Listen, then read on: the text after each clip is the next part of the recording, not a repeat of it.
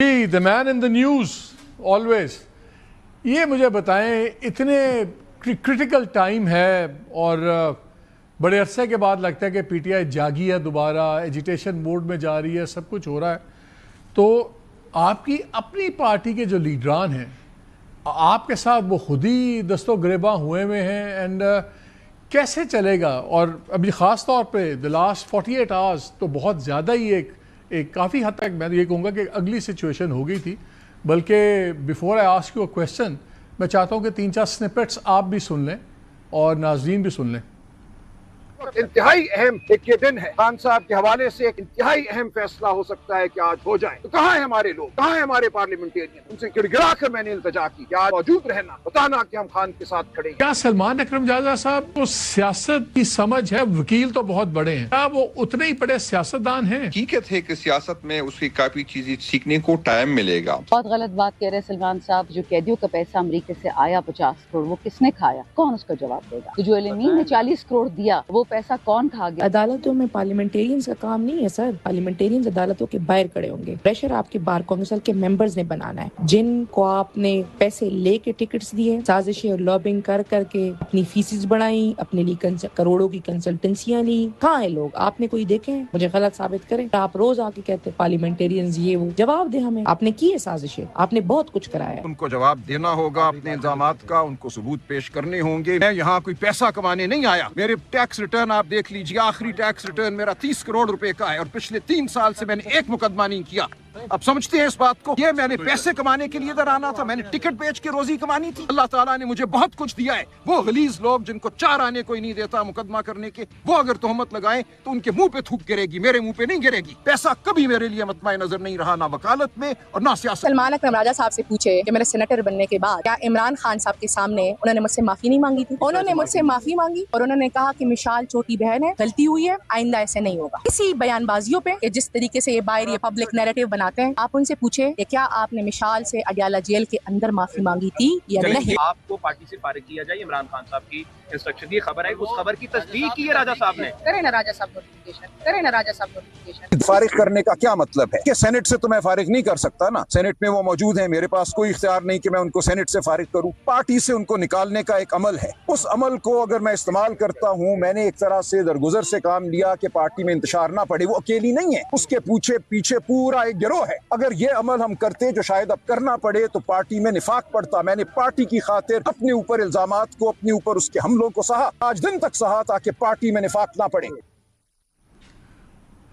समझिए आप ही ने क्लिप से पिछले 24 घंटे 36 घंटे की सारी बात हो रही है। Where do you stand now? अब क्या आप अल्फाज का भी मैं चुनाव देख रहा था, आपने कहा उनके पीछे एक ग्रोह है, तो ऑब्वियसली एक होता है कि अपना सपोर्ट ग्रुप होता है, ग्रोह तो का तो मतलब है कोई साक्षी है, सब कुछ है, सब कुछ हो क्या रहा है आपकी पार्टी में? क्या आप टारगेट हैं या क्या आपका तरीका कार हैंडल करने का गलत है? क्या बहुत लोगों को एलिनेट कर रहे हैं? What is happening?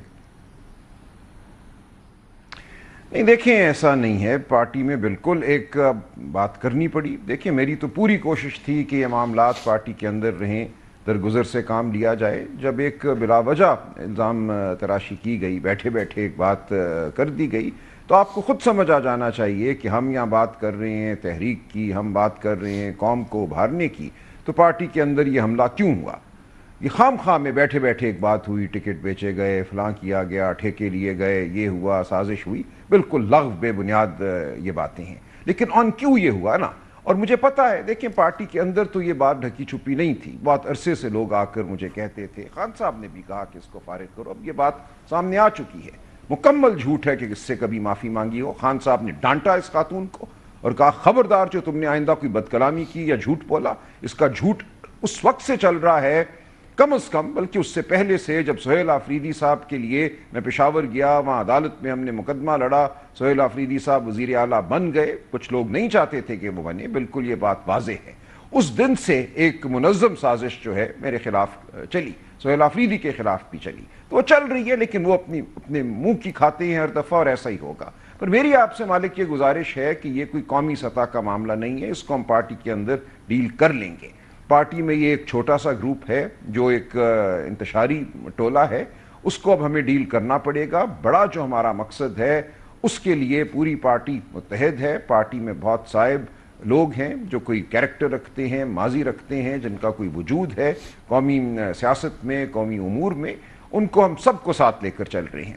دیکھیں, جہاں تک تعلق ہے جو میں نے کہا کہ پارلیمنٹیرین کیوں نہیں آئے, پارلیمنٹیرینز پیسے کیوں نہیں دیتے تنخواہوں میں سے, ہم نے پارٹی کو چلانا ہے. کون دے گا؟ اگر ہمارے پارلیمنٹیرین نہیں دیں گے تو ہم کیا یونین کاؤنسل کے لوگوں سے کہیں گے کہ پیسے دو؟ ہم ہر ایک سے کہیں گے, لیکن it has to start at the top.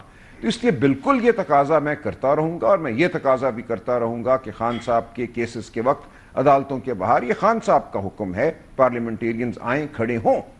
تو یہ کہنا کہ ہمیں اطلاع نہیں ہوئی, چلیں ہو سکتا ہے, میں مان سکتا ہوں, لیکن میری اطلاع کے مطابق جو مجھے 4 5 6 لوگ جو آئے اس دن پارلیمنٹیرین, انہوں نے بتایا کہ شہر میں لوگ موجود ہیں, لیکن کوئی بات نہیں, آئندہ بہت سے موقع آنے ہیں, بہت سے ایسے ایونٹ ہوں گے جہاں ہمیں ضرورت ہوگی پارلیمنٹیرینز کی, بہت سے مقدمے ابھی چلنے ہیں, تو انشاءاللہ یہ ہوگا. لیکن مجھ پر اب یہ فرض تھا کہ میں بات کروں, اس بات کو اٹھاؤں. ایسے نہیں ہو سکتا کہ ہر ہفتے کے بعد ہم پھر وہیں کھڑے ہوں, پھر میں التجا کر رہا ہوں کہ آپ لوگ آئے کیوں نہیں, آپ کو آنا چاہیے. اب ہر ایک کو پتہ ہے, اور ایک نظام بالکل ایک مربوط طریقے سے وضع ہو جائے گا, اگر پہلے نہیں تھا, جس کے تحت لوگوں کو اطلاع ہوگی کہ کب خان صاحب کے مقدمات لگ رہے ہیں اور وہاں آنا ہے. جہاں تک فنڈنگ کا تعلق ہے, یہ بھی بالکل واضح بات ہے کہ پارٹی میں ہمیں ضرورت ہے فنڈز کی. پارٹی کا دفتر ہے, پارٹی کے مختلف ایونٹس ہیں, ملازمین ہیں, تو یہ کرنا ہوگا.